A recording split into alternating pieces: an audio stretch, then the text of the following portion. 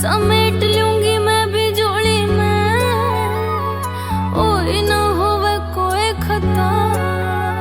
हो मार मार जोर खेरे नाच खा जा से, फिर झूठ मूठ के रहमान दे दे से।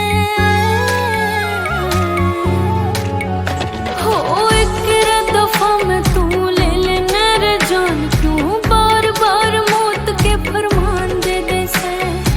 एक दफा में तू ले ले मेरे जान, क्यों बार बार मौत के फरमान दे दे से।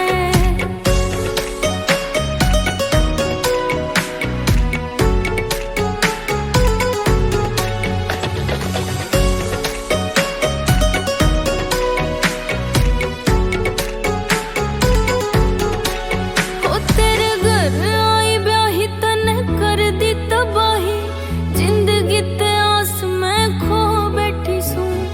पीहर की लाज घणी लागे सर प्यारी मने, न्यूए तो मैं किस्मत रो बैठी सू।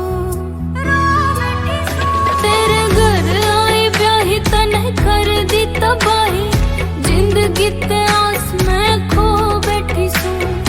पीहर की लाज घणी लागे सर प्यारी मने, न्यूए तो मैं किस्मत रो बैठी सू। हो कदे कदे रूह भी कांप उठे से, क्यों गहरा ने तू जाके ईमान दे दे से।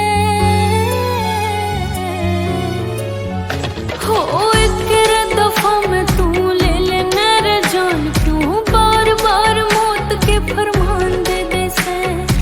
एक दफा में तू ले ले मेरे जान, क्यों बार बार मौत के फरमान दे दे से।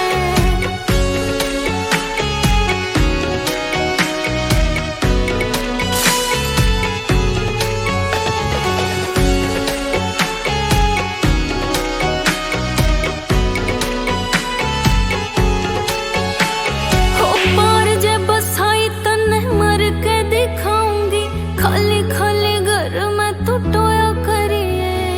सचिन को शिक सब कुछ खोवेगा, कर कर याद रे तू रोया करिए। ओ पार जे बसाई तने मर के दिखाऊंगी, खाली खाली घर में तू टोया करिए। सचिन को शिक सब कुछ खोवेगा, कर कर याद रे तू रोया करिए। हो पूरी पूरी शिद्दत ते पूजा